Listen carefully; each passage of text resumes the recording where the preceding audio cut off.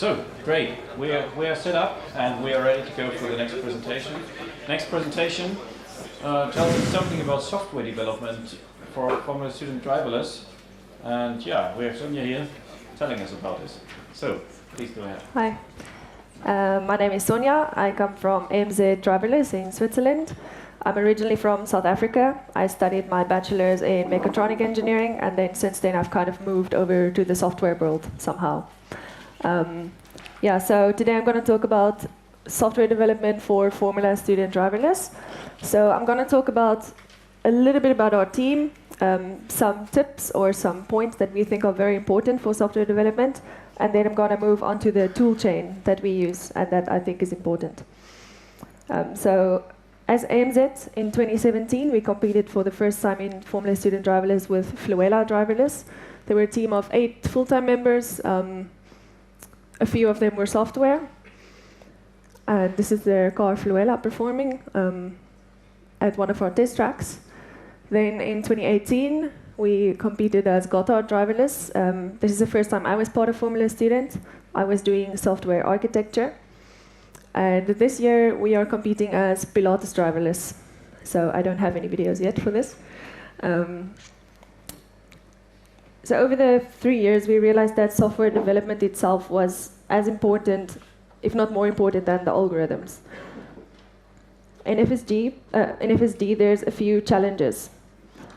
So a lot of you here have not ever competed as a driverless team yet, and that's perfect. So I want to talk to those people as well. One of the big challenges in Formula Student driverless is that you have limited testing time on your platform. You're developing your car at the same time as you develop your algorithms. You're adding computer, you're adding sensors. All of these hardware modifications mean that you cannot actually test your software on your car. Next, you have multiple people. You might be working in a team of 2 to 20 people. That's a lot of management and organization and team spirit, team bonding. All of those issues make it difficult for you to develop software. And you have a diverse skill set. So who of you are from mechanical engineering? Quite a lot. Who is from electrical engineering? And computer science? Quite a lot. Okay. So you're working with a team who are from many different backgrounds and many different skill levels. So we asked some of our guys which tools they've used before they joined Formula Student driverless. We asked them who has used Git. So quite a few of them use Git. Who's ever heard of ROS? Not a lot. C++, here and there. Ubuntu, mostly. Continuous integration, no one. Python, yeah, here and there. The blue answers are my answers. So before joining, I've never heard of ROS. I've never done C++. I've never heard of continuous integration. And I was the software architecture person. So that's just to give you an idea. So all of these challenges, these are not even software problems. These are just other problems. So our way to solve it, or the way that we think we solve these problems, is by tools. So fix it with software tools. We believe that your tools, or you are only as good as your tools, and your tools are what enable you to develop a more complicated system.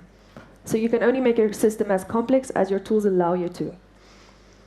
I would argue that Formula Student driverless is not a software challenge, but an integration challenge. So we came up with 4 tips that we think are quite useful, especially for new teams, to keep in mind when designing your driverless car. The first one is keep it simple.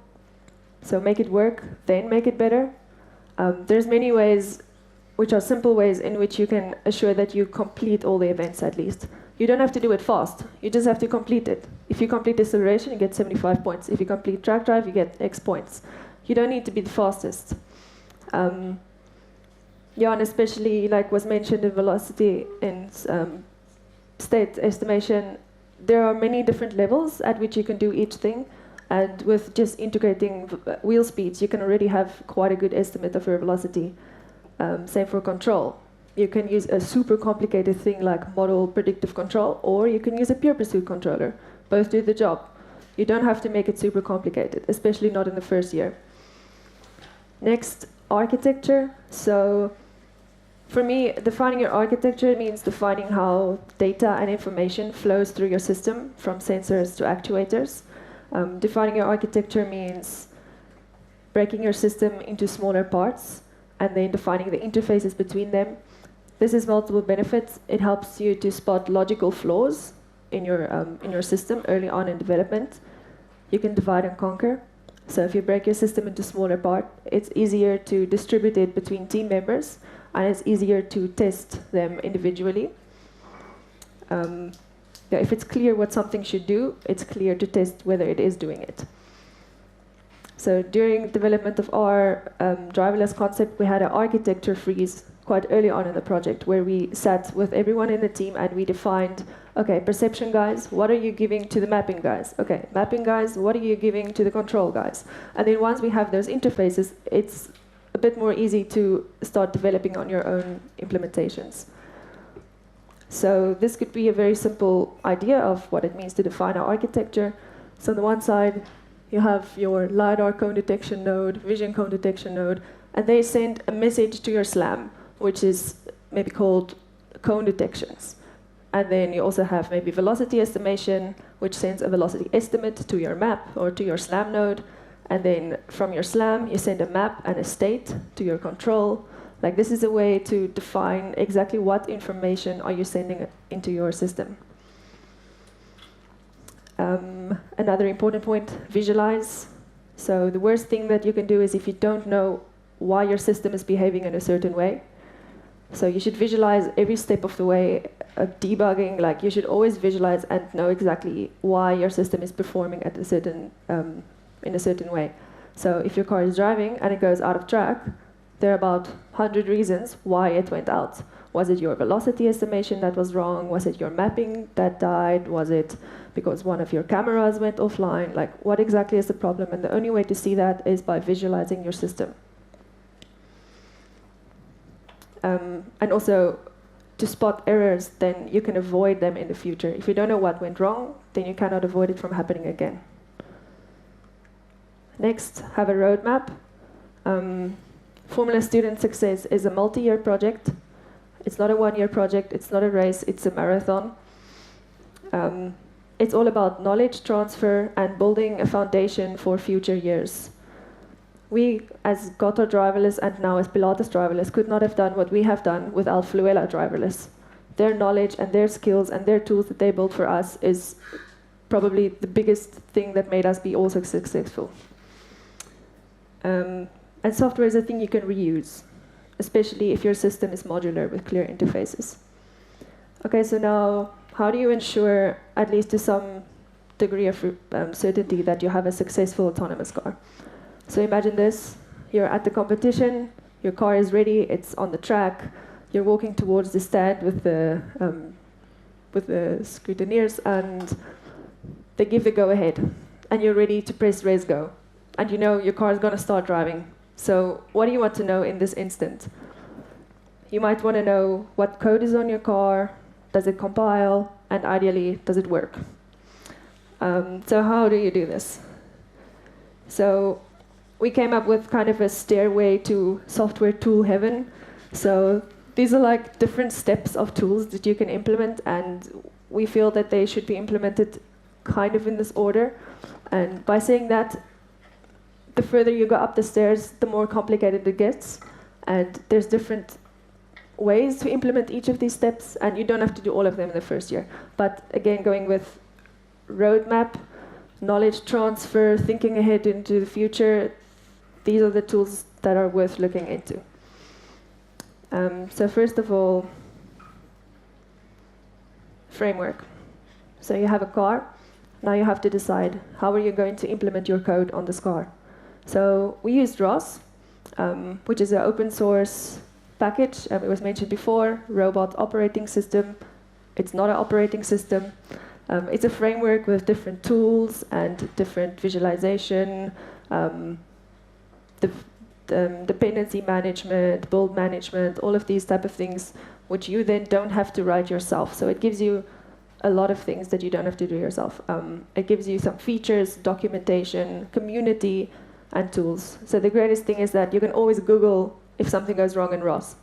because 100,000 people have used it, 100,000 people have got the same error, so you can always just Google it. And then the next step is simulation. So now you want to detach your code from your car. You want to be able to test your code without actually having your car, because as we said previously, you don't always have your car. You're developing your car at the same time. Your car might not be driving at this moment, but you still need to test your software. To illustrate the power of simulation, we were never able to do a successful skidpad before Formula Student Italy.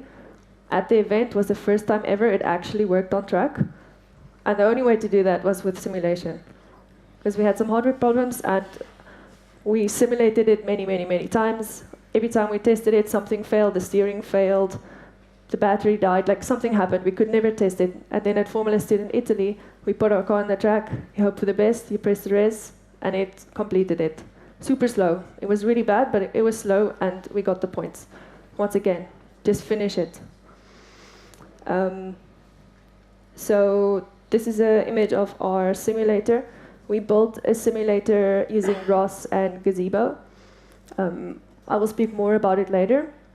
So you have a model of your car, and you have cones that you can simulate on track. And then we don't simulate perception sensors, in the sense we don't simulate camera images, we don't simulate LiDAR point clouds, but we simulate the cone detections that you would get from your perception pipelines.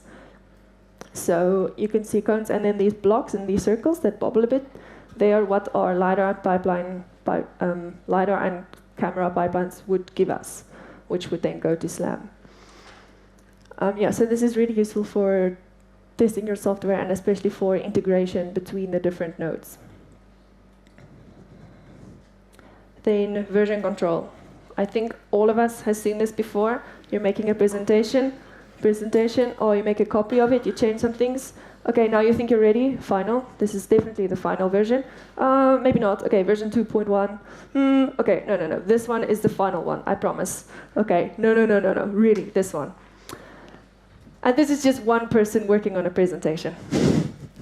So I think any project or any team that has more than one person should use version control, but actually even just one person should use version control. Version control is basically the concept that you can always know previous states of your code, and you can develop in different branches. So you can have different versions of your code, but in a more managed way. So the way that we do this is using Git. There are multiple version control systems, but we use Git.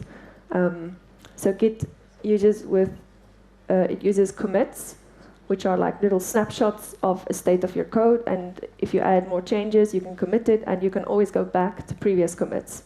And you can make different branches. So if someone is developing a feature, they can make a branch, they can work on their feature. When it's done, you can merge it back into your main code stack. So this is really useful if you're working with multiple people who are developing separate things at the same time. Here you can just see a little snapshot of Bitbucket.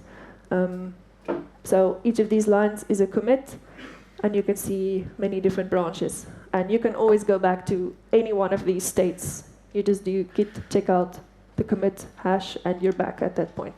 So if you ask, why is it not working? You might as well ask, what did I change?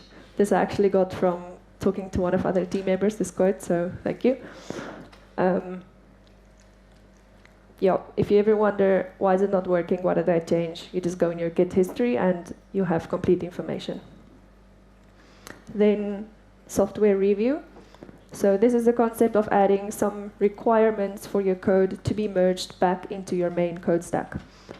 So the simplest way to implement this is using pull requests on Bitbucket. So if you have multiple branches, one of them is your main code stack, and you want to merge your feature back into your code stack, you make a pull request, which is basically saying, I want to merge this into the branch, and then it's in an open state, and everyone can look at that state, and they can comment on it, and they can give some feedback on if you were to merge it, and then after it gets approved, you can actually decide to merge it.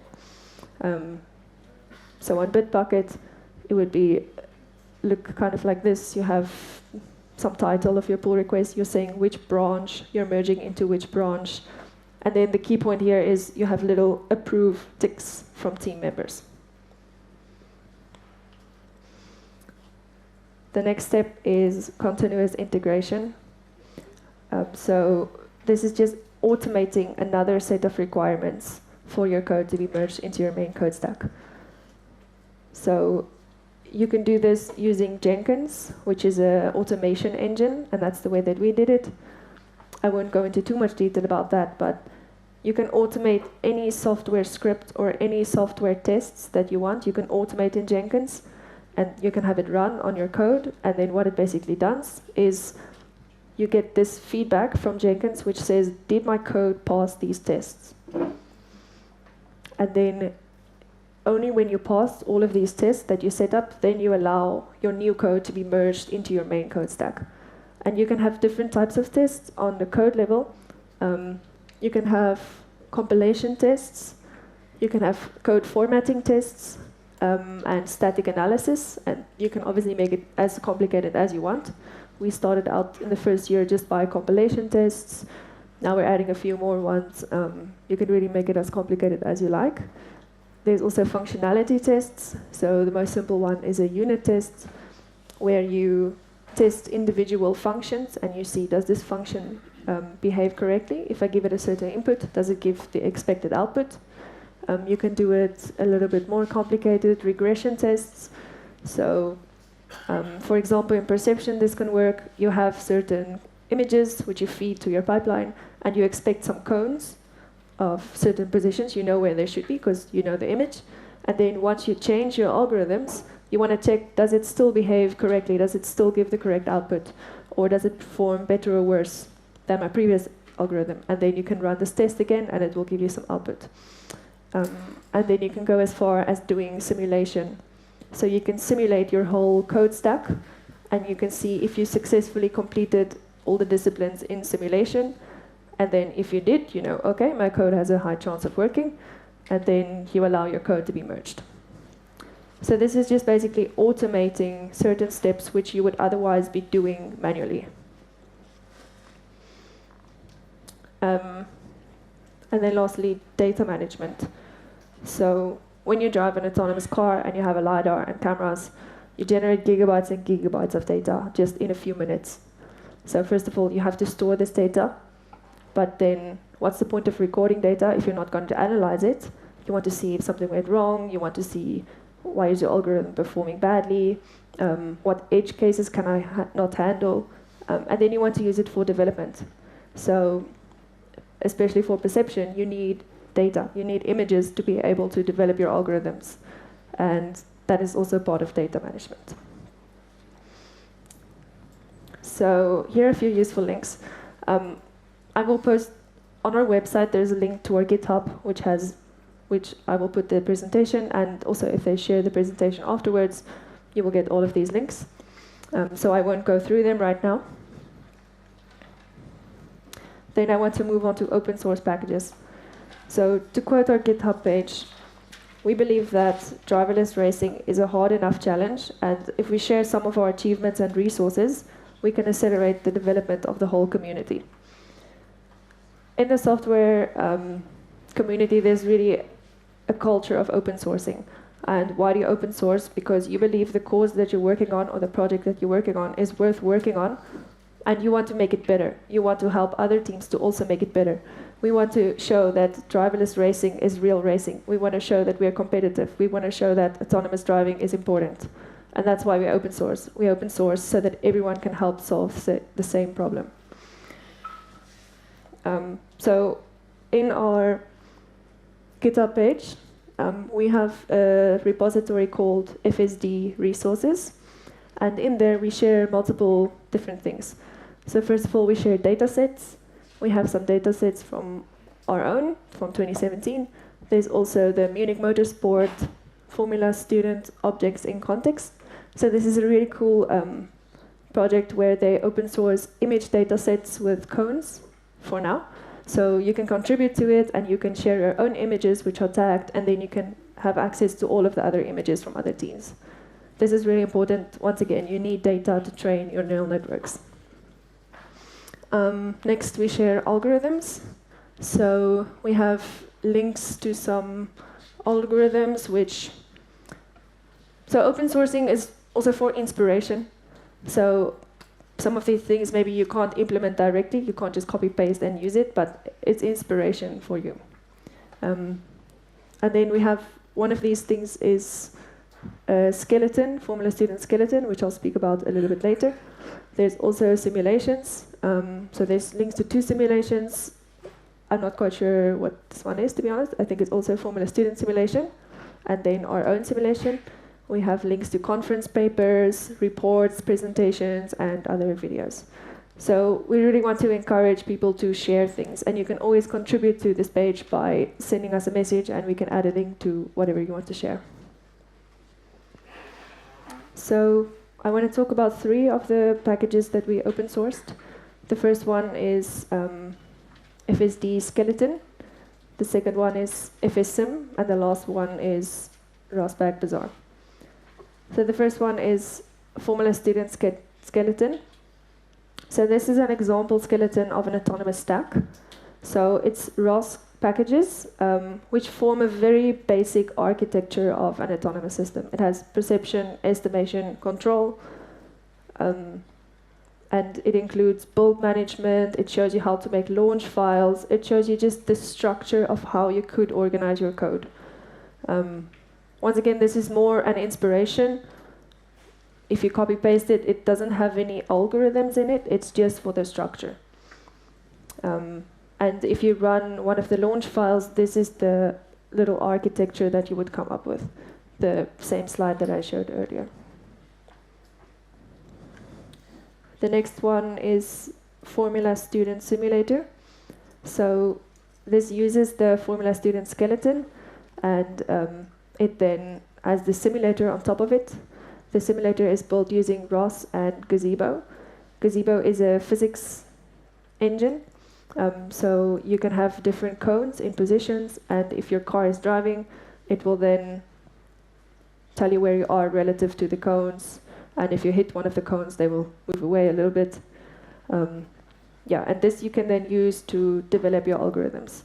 So you can run your code stack on top of it, and it will give you the cone positions based on where your car is. And if you give it a control command for your actuators, it will propagate the position of your car a little bit further. And then it's a control loop. The last one that I want to talk about is Raspberry Bazaar. So this is a data management and visualization tool. We built it because we needed it, or we felt it was important to have a data management system. It has a web interface, and you can trigger also from their simulations. So I actually want to show it to you. This is one of the newest projects that we're open sourcing. I'm not sure if it's open sourced yet, but it might be in the next few weeks.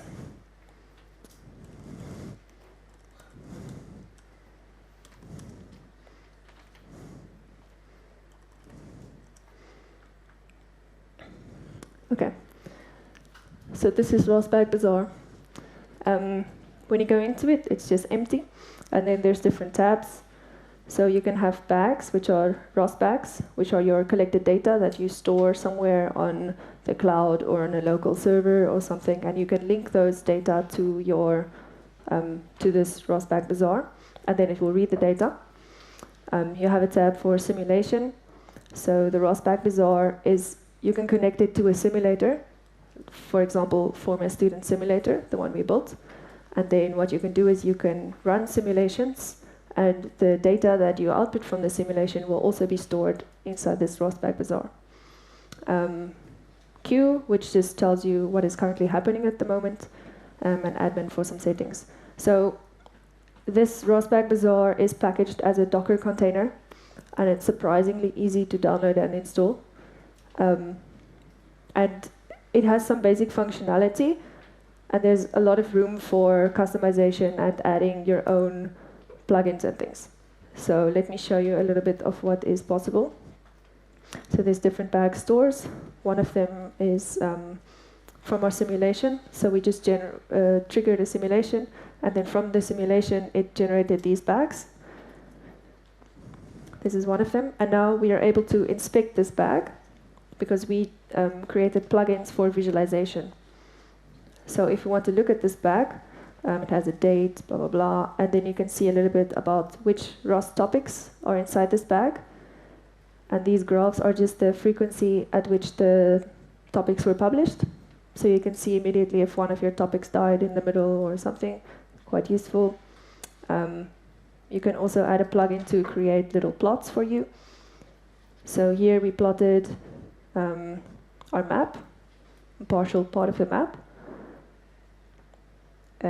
You can have time series data, so you can tell, you can make a plugin to plot the velocity estimation. So here we have the velocity of the car for the duration of the bag. Control command, you can see your steering and your throttle commands that you gave to your car, etc. So you can add more visualizations as you need. And then you can also make a plugin to generate a video. So here we actually see in simulation what happened in this ROS bag. So this is really useful because it allows you to very quickly have all the graphs that you would normally generate by hand. You just have them automatically generated for you, and you can easily see what's going on. And then if you look into the simulation tab, so you can trigger simulations from here. And then of course, this is linked to whichever simulator you give it. So you make up some configuration file and you tell it which simulator to run, which code to run, and it will then run this. So we try to make a framework where people can use it and customize it a lot for their own system.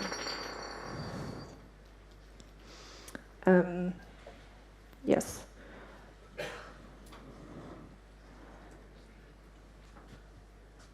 So we will open source this probably within the next week or so, and then it should be available for many different teams to use.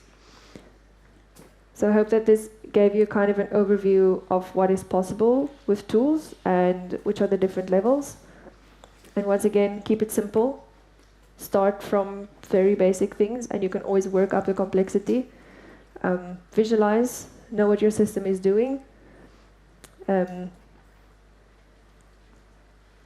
then lastly, have a roadmap. So think ahead 1 year in advance or 2 years in advance of how you want your code stack to evolve. And yes, I will now be open to questions.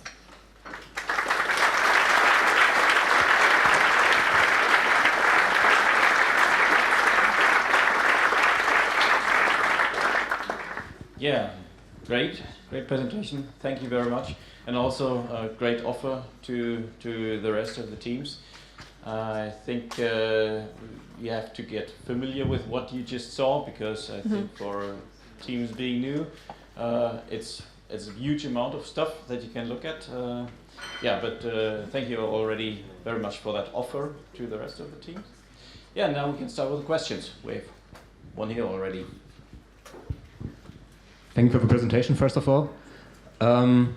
How did you manage to get everybody who took part in the driverless team to understand this, the Signal softwares?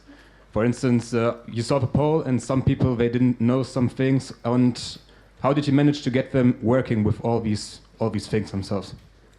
So in the beginning of the season, we gave some tutorials and some workshops internally to the team. So it was my job to do ROS tutorials for everyone. So I had to learn ROS and then teach it to people.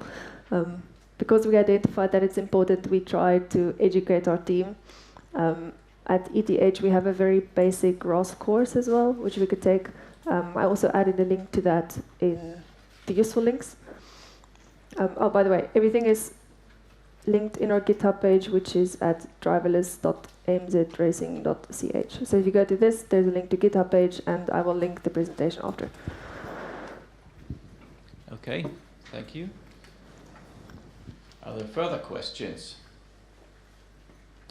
There is one. It should always look to you, because there is always one. So thanks for the presentation, for lots of tips, for all of that stuff that we all, of course, will be using in the future for our projects. In the beginning of the presentation, you told us that you had to learn a lot of stuff yourself, like ROS, C++, and so on and so on. What would you recommend starting with for members of others team who are in the same situations as you were? Mhm. So, okay, so let's say you're a completely new team, you have absolutely nothing. I would first start with using something like ROS, because that is quite simple. There's a lot of tutorials out there. And then you can choose programming language. So two of the main options is Python or C++. Python is a little bit easier to learn. I learned Python way before I learned C++, and yeah, it's quite a bit easier. And also you get a lot of open source packages for maybe algorithms or something you want to do in Python as well. So I would suggest probably if you're really new to coding, start with Python, because it is quite easy to get into. There's not that much complicated syntax. It's quite a nice language, I feel. And then later, if you need more complicated things or if performance becomes an issue, then you can look into using C++. Thank you. So there's another question here. I actually have two questions. The first one is about your deployment chain and your automated testing. How did you build up your deployment chain for the continuous integration, and did you make some automated tests? And the other question is, how did you host your data management system? Is this external servers, or did you host a server at the university or something? Okay, so for the first question, we have all our code on Bitbucket, and then from there we do continuous integration using Jenkins. So Jenkins we hosted on AWS, Amazon Web Services. We have like a little server running which runs Jenkins, and then you send it whichever test you want to run on it, and it communicates to Bitbucket. So we set it up that each time we make a pull request and we do a commit to the pull request, it sends a message to Jenkins. Jenkins then runs these tests and sends back the status, either pass or fail. So when we go testing, we would make like only code which was approved by these continuous integration steps. This code would then be allowed to be put on the car. Does that answer the first question well? Yeah. Thank you. Okay. And the second question, could you please repeat? What about how did you host all the data generated by sensors or inputs, so the data management system?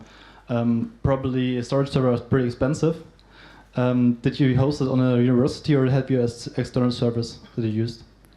So initially we started with Dropbox. Like we had all our ROSBAC files and we just put them on Dropbox, but that's quite ugly. Then we moved to Amazon, so we set up a little server, like I mentioned, in Amazon Web Services. You can also get some storage. So the nice thing is there's always free tiers for Amazon, so up to a certain amount of data usage and up to a certain amount of processing power you can get for free. If you just Google Amazon free tier, I also put a link. So we started out with that, but then we gathered too much data, so in the end we also had a local computer which was hosting some of our information, and then we could link that local computer to the ROSBAC bazaar to also see that information. And now we have a computer in our workshop which acts as the server. Yeah. So if you start off small, you can get everything for free, probably. But then if you progress a lot and if your team becomes really big and if your code stack becomes really big, you might have to start to invest some money into it. And we feel, our case, that it was worth it to actually invest a bit of money into it. Okay, thank you. Yeah, thank you. Do we have more questions? Maybe there in the rear? Talking about getting things for free, or maybe not for free, the tools that you mentioned, like GitHub, like Jenkins, like Bitbucket, and so on, are they for free in the first place if you have only a certain amount of usage, or is it already packages that you have to buy? So as a student, I think you can get free accounts for GitHub, or you can always use GitHub for free if it's a public repository, which means it's like available to everyone, but probably you don't want that. So if you want a private repository, then there are multiple options, multiple different levels of how to pay for it. If you're a student, you can probably get a free GitHub account, which then limits you to a certain number of repositories. For Bitbucket, I think it's cheaper than GitHub. We chose Bitbucket because all of our other code of AMZ is also on Bitbucket, so it was convenient for us. I'm not too sure about the pricing of Bitbucket, but there are free options available. Okay. Great, thank you. Do we have more questions now? Does not look like that. So then I guess that everyone's very hungry. We start the lunch break pretty soon here, and I would suggest that we try to come back after 50 minutes. So if the lunch break starts at half, then we try to come back at 1:20 to continue here. So thank you very much.